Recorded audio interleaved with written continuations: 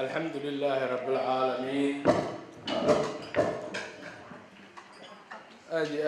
سلامتي. السلام عليكم ورحمة الله وبركاته. أنا جوا قدومي كحين كعربك قدومي ومجوجين مركا وحن حقا نكسر دوينيا أما حفلتي وحن كفر يا حفلتي كلمية وحن آدي قوم هالنقيا مركزة بالعالم وبدأنا نوقت اللي يسدني وحن لي سودوا وحن لي بقى حفلتي إن شاء الله ونوفر هاي. السلام عليكم ورحمة الله. وشو قارئ حسي كلمية يملحوينا موسى بيجي عبدي انت انا اورنا انا هذا كديران waxaan horta markii hore soo dhaweynayaa martidan sharafta ay dowladda Sydney aad baan idin soo dhaweynayaa ku soo dhawaada Victoria ama magaalada Melbourne runtii marka aynu ku noqono doorashadii imika I would say waa doorashadii xalaasha ahayd ka dhacday waddanka waayo waxa lagu footeynaya waxa weeye biometric system waxa weeye qofka indhihiisa iyo wajigiisa iyo farihiisa ayaa sawir laga qaadayaa macnaheedu waxa weeye marka lagu footeyn karayo and I would say that was the perfect election ka dhacay waddanka runtii aad ugu wanaagsanaa dowlado badan oo ajnabiina way ugu hambaliyeen arrinta si fiican ugu dhacday Soomaaliland waxay ka gashay heerkii dowladda isku waqti ay footeeyeen dowladda Soomaaliland waxay noqotay the first number 1 ما شاء الله هذه أبان رتي وفر حي waxa kale oo aan doonaya mid kale aan doonaya halkan ka ilaa waxa weeye dawladda musabbixi uu soo dhisayo ama uu sameyn doono runtii aan waxaan jeclaan lahaa inuu ka dhigo dad aqoon leh oo wax garanaya tayada fiican leh oo yareeyo wasiiradan badan iyo waxaan meesha ka socdo midda kale waxaan doonayaa markayga ku darsanayaa kale waxa weeye waxaan la yiraahdo political inka waxaad moodaysay electionadii ugu dambeeyay in qabaa'ilkii inuu soo noqdo qabiilkii wixii loo jeedo in waxaas oo dhan laga takhaluso ayaan aad u jeclay inkastoo waqti ugu yareeyaa runtii uma hadlaqayaa shacbigii ay Soomaaliya dhammaan intay bacad iyo cadceeda soo baxeen dhowr iyo 20 cisho kaalmeeyay haddana codkoodii bixiyay si xor ah u xogiyay waxaan leeyahay hambalyo marka labaad waxaan hambalyeeyaa labada mas'uul la doortay Musabbix Cabdi madaxweynaha Soomaaliland 2017 shanta sano soo socotay hogaamiye dalka iyo madaxweynaha Musabbix madaxweynaha Cabdi Cabdilaahi Sayidi labadaba waxaan leeyahay hambalyo laba arrimood baan yar taabay ta koowaad waxa weeyaan duco waayo qofku markuu xil qabto waa arrin culus oo in loo duceeyo dhammaantiin waa inuu ducayna inuu ilaahay ku asuro una ilaahayna ka dhigo macnaha dowladda mahadiyo siduu qaybka ku jira alla taa waxaan kaga baxayaa dadku inta badan waxay leeyihiin dowlad kooban iyo aqoon leh meeshuu qaybka ku jira alla laakiin waxaan oran lahaa markaa waxaan media u marinayaa dowladda cusub ee la doortay iyo cabdiraxmaan siidi dowladda hay soo dhisayaa sax waa la qabaa shacabka inay koobnaato waa sax inay khibradii aqooneed wasaaradahay qaban doonaan iyo maamulkay qaban doonaan inay lahaadaan waxaanse leeyahay dowladdaasi waa inay focus garaysaa dalka inay isku soo dhaweyso waxaa la yidhahdo income equality dhaqaale ahaan shacbiga inay isku soo dhaweyso waayo riboodada inooga soo baxaya ama waxa miidiyahan kala socda waxa weeyaan dalkii wuxuu usii kala baxayaa laba dabaqad wax haysato iyo dabaqad aada u liidato percentage waxyaalahaasina waxay keenaan inta badan isabka macnaha amni xumo iyo burbur fara badan bay horseedaan anuna markaa hadalkayga sii koobanay waanadayda u dambaysa waxaan leeyahay waa in xukuumaddaasi ay ka shaqaysaa siday isugu soo dhaweyn lahaayeen xagga dhaqaalaha bulshada cabdi iyo ku-xigeenkiisa sanrabo soo sheegay waxaanan leeyahay anigu horta mid baan ka sugaan ka codsanaya dowladdan cusub inay noqoto dowlad cadaalad ku dhisan dowlad kooban dowlad aan ahayn sidii dowladihii hore yacni dhowr iyo 30 wasiir oo aan just raaligelin qabiilada laakiin dowlad yaroo kooban oo tayada ay noqoto oo lagu wada jiro kooran from sayra ilaa iyo halka ugu shaqaysan bariga loo sameeyahay oo cadaalad ku dhisan bas haddaan meesha cadaalad jirin wax soconaya ma jirto midda labaad waxaan doonayaa in halkan ka sheego oo ay tahay inay magaciisa ka xuso in aad Somaliland ugu qaaliya aniga shakhsiyana hanu haysto inuu yahay يعني Somaliland هذه جيس لا هذه جيس كسوماليلاند ومدن فيصل حسين على وحنا لا يا هاي عسى شرف يا عفوا نورو Somaliland ويكون باهن هاي كورونا ويكون باهن كوريا ويكون باهن هاي marka ilaahay عسى شرف نورو aadna waa bilo salaam madaxweynaha cusub waxaan leenahay madaxweyne ma filayno lacag waddanka taalla oo aad ummadda u qaybiso inaanu kunaadha ummadda si laakiin wax keliya aanu kaa codsanay ummadda cadaalad baa tahay waxaanu kaa filaynaa waxa weeyaan inay ummadda reer Somaliland u sinaato xukunkaaga waxqabadkaaga iyo dhinac walba waxa kale oo aan halkan dardaaran uga jeedinaya ummadda reer Somaliland war hadday joogaan gudaha iyo hadday joogaan dibadda isku duubnida waa laga maarmaan waddankeena socon maayo haddaynan halkan ka dhisin oo aynu ku hadlayno inta gudaha jirta dhaqaalihiina waad ogtihiin dhaqaalaha waddankeena halkan intaynu wax kale ka shaqeyna waxa loo baahan yahay ilmo yaroo xataa iskuulkiisa ka baxsan allaha ka dhigay wixii aad waddanka tari lahayd inaad shaksiyan isweydiiso ee aanad ka sheekaynin siyaasadda iyo waxaan anfaco lahayn waddanka aad iyo aad baad umaadsan tihiin haddaan nahay xisbiga wicid hambaliyo kulmiye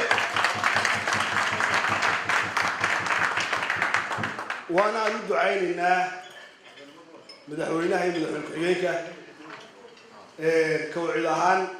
wixii taliya tusaale ah waanu siinay madaxweynaha iyo madaxweyne ku-xigeenka waana u ducaynaynaa xafladiina quruxda badanna waanu idin hambalyeynaa haddaan nahay xisbiga wicid mar labaad intaasaan kaga baxayaa inaan midaysanahay oo aynu isku wadinahay asxaabta qaranku dadkayna wada yihiin waxaan ka qayb gudbo maadaama taageerayaashanahay iyo madaxda xisbigaba inaynu muujino mas-uuliyad oo aynu dadkii ka dhexeeya xafiyadda xilli doorashada aynu dayno oo aynu u aragno inay dadkeena yihiin oo aynu tartanay tartan xalaal dhacay wax kasta ayna dhex mareen muran dagaal hadal issaamaxno mas-uuliyadda sameyno aynu maadaama xisbigana uu ka mid nahay inaynu ku walaaladeenna sida kale inoo arkayay aynu soo dhaweysano oo aynu aqlacayno waa laga yaabaa maalin dambe inayna ogaada inaynu saxnayn oo aynu wixii aynu isku haynayna dee ku noqaayeen waxaan ku rajo weynahay madaxweynaha la doortay inuu noqon doono kii ugu waxtarka badnaa waddanka waa ku soo kalsoonay waxaan saa u leeyahay waddanka ogaala oo xaya oo wax walba og marka aniga farxadada baa maanta ii muuqda oo aan leeyahay oo i gaar ah farxadahaas waxa weeyaan saadaashii aan saadaaliyey doorashada ka hor oo dhacday saradii lagu dalbadinayay in mudaharaad dhici doono waan saadaaliyo way sumowday wala wahaya markaasi waxaa kaloo farxadii ah in madaxweyne reer Geesa la doortay oo baasha Geesa ay maanta ka weysa ama galbeedkaba waxaa iyana farxadii ah in ninkii ugu habboonaa la doortay markaasaa leeyahay saddexdu waa ku weydii laakiin dadkaan ugu arkay weeyaan insha allah inta kaa dhigan waxaan filayaa inuu rumayn doono oo beentii laga sheegayey iyo wixii lagu sheegayey uu masixi doono oo uu soo saari doono Somaliland wada socota oo cadaalad iyo shuruucda ku dhaqanta hambalyo halkan u marinaya madaxweynaheena cusub Muuse Biixi Cabdi iyo ku-xigeenkiisa Cabdiraxmaan Cabdilaahi Saylici waxaan leeyahay xilka la idiin doortay ilaahay idin fududeeyo ilaahay kuwii xilkooda ka soo baxay idinka dhigo dadkiinana maxaan ku dhahday wuxuu qabta waddankeena dhibaatooyinka badan ee biyo la'aanta ee shaqo la'aanta ee caafimaad darrada ka jooga in wax laga qabto oo waddankeena abaarta soo noqnoqota biyaheena badda ku dhacaya meel lagu shubo lahayn in loo qabto biyaha dadka waddankeenu waxa uu leeyahay dhaqan waa xoolo iyo miyiga ku noolaa hadday xoolaheenu dhammaadaan malihin maanta laynagu yaqaaneen waa dhaqankeena waa reer guuraya iyo gabadh timo tidcan haddii la waayo waddankeena asaaskiisii iyo heritage-kiisii wuu dhintay marka in la ilaaliyo in la sinaado in qabyaalada la iska daayo waxa weeyaan siyaasaddu waa tartan laba walaala baa tartamaya midun baana badiya kii badiyeyna in loo duceeyo kii laga badiyeyna is always tomorrow adduunyadu way soconaysaa adiyaad baan idin salaamaya Somaliland ha noolaato soo hoyatay Somaliland maaha mid soo hoyatay xisbiga kulmiye maaha mid soo hoyatay xisbiga wadani maaha mid soo hoyatay waa mid soo hoyatay Somaliland dhammaanna waa wada guuleysteen dhammaantoodna waa hambalyeena waxaan leenahay hambalyo nin guuleystay nin laga guuleystay maxaa yeelay nin baa guuleysanaya talabaad waxaan rabaa inaan midna aan soo jeediyo madaxda la doortay inay noqdaan madax bedesho systemkii hore ee waddanka ka shaqeynayay ee ahaa wasiiro badan shacbiga waxaan leeyahay madaxweynaha ha lagu ixtiraamo xukunkiisa hana la soo dhaweeyo hana lala shaqeeyo taasna waxaan ka leeyahay shacbiga iyo tusaale iyo taageero intaba waa idinka fadhiyaa waxaan doonayaa inaan idhaahdo runtii mar walba waxaa niyadda go-ana way mudan tahay in la xuso margooyinka iyo mudanayaasha hooyooyinka dhalinyarta dhammaan shacabka from maalintii la soo galay ilaa maanta u samreeyey u soo taagnaa inay sidaa quruxda badan doorashadu nagu dhacdo way soo gaarna habeenka caawa waxaan ka salaamayaa reer maalban dadkiina waqtiga qaaliga u soo lumiyey caawa xafladan qaaliga gaar ahaan waxaan u salaamayaa dumarka oo la-aanteeda in xafladeeda inoo qabsanteen waxaa la yidhaha qofka aan dadka waad mahadsantahay oo dhan ilaahay uma idhaahdo waxaan aad iyo aad halkan ugu mahadnaqanaa madaxweynaheena qaaliga ah Axmed Maxamed Siraayo Axmed waxa loogu dhiibay waddan baa loo dhiibay isaguna waddankii oo ka sii wanaagsan ayuu maanta Muuse Biixi gacanta loo dhiibaya haddaan wax ka tilmaamo waxyaalo u qabtay Axmed Maxamed Siraayo maanta dowladda Somaliland xuduudda bariga waa xidhan tahay kuma xidhnaa jujub iyo xoog kala raali ahaansho iyo wanaag buu ku soo xiray wuxuu soo dhaweeyey wadahadalkii Faatimo Axmed waxaa leeyahay inta laga helo Afrikan aad bay u yartahay Muuse iyo Cabdiraxmaan Saylici anu maanta wax badan uma maayo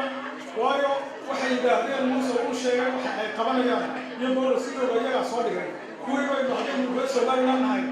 aynu leenahay wad halkii ka wada deetana maalinta ay sidii sameeyaan ayaynu iyagana mahadin doonaa dadka waxaan leeyahay ha la isku duubnaado doorashada waxay leedahay xagguruufo xagxagasho waxaa leeyahay xisbiyada in waxaa la iska ilooba mar badan oo gaariyayni madaam isku diideen dabcaas lagama bixiyeen ku tarsan talada weligaa ducaadin mudeeye wax badan ayaa ayaynu iskaga midnahay intii yaraydna ha laga dawoobo ha loo soo jeedsado sidii waddanku wax loo wada qaban lahaa ee halkaa looga sii weli lahaa aad iyo aad ayaan idinku mahadnaqanaa kolay baa min hadal badiyey hadal badiyey ma wada odhan aragi niyeedayna kama wada tegin waana idin wada salaamayaa gaar ahaan garabka haweenka aamina canab gulaale iyo inta kale hawsha la qabatayba waad salaamantihiin gudoomiyaha garabka haweenka aamina cali sulaymaan hayste guddigeeda fulinta maanta ka mid yihiin khataab iyo aamina aadan oo sida wanaagsan ee la soo koobi karin xafladan quruxda badan uu soo qabanqaabay waxaan kala salaamayaa guddigeeda fulinta inta ka timi New South Wales Sydney oo ila socda gudoomiye ku-xigeenka koowaad xogeyaha guud iyo guddiga fulinta ee Melbourne xasan axmed cilmi dheere iyo xubnaha kale ee firfircoon ee xisbiga iyo xogeyaha guud aad baan u salaamaya waxaan kala salaamayaa odayaasha qiimaha leh iyo dhalinyarada ka soo qayb gashay xafladan qiimaha leh xafladan xafladii ugu dambeysana noqon mayso tii ugu horeysana ma aha struggle badan baynu soo galnay waddanka Somaliland waxaynu u doonaynay siduu waddan wuxuu doonayay wanaag u doonayay baynaguna wanaag u doonaynay xisbiyadu waxa ahay muraayadu dowladdu isu aragto caawana waxa weeyaan xisbiga kulmiye oo guulaystay mahadnaqii ama ku hadlaya afka guud ee xisbiga kulmiye u gudbinayno mahadnaq iyo duco madaxweynaha cusub ee jamhuuriyadda Somaliland mudane Muuse Biixi Cabdi iyo madaxweyne ku-xigeenka injineer Cabdiraxmaan Sayid waxaan kala u mahadnaqaynaa madaxweynihii cumrigiisa dheereeye mujaahid maxamed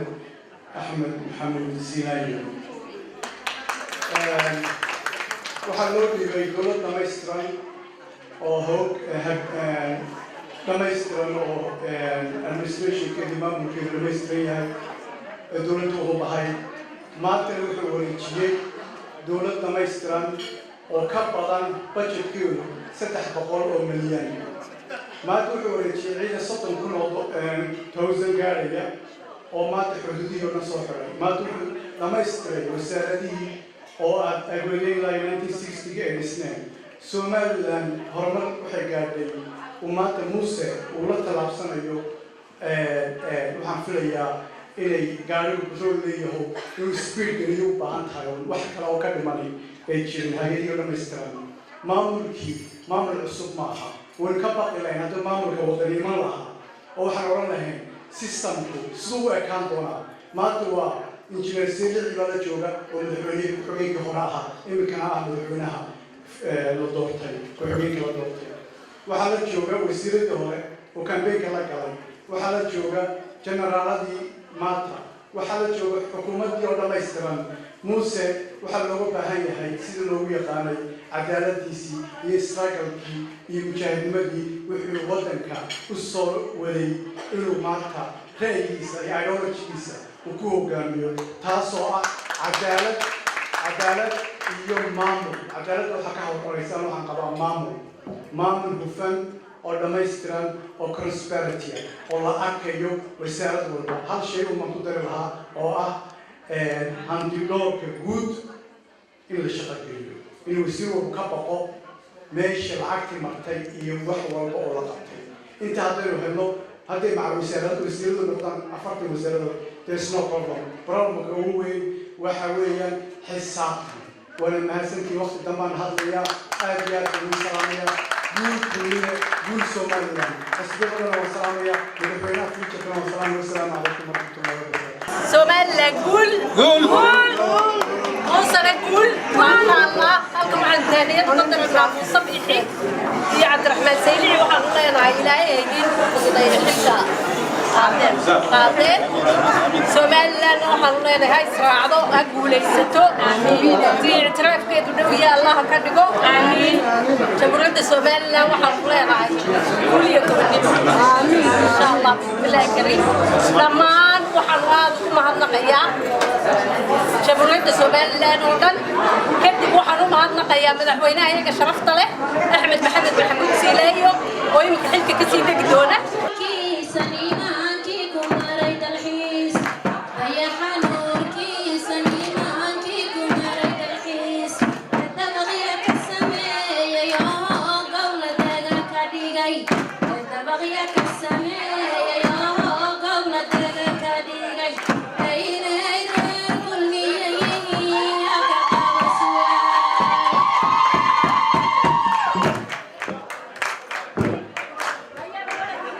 كل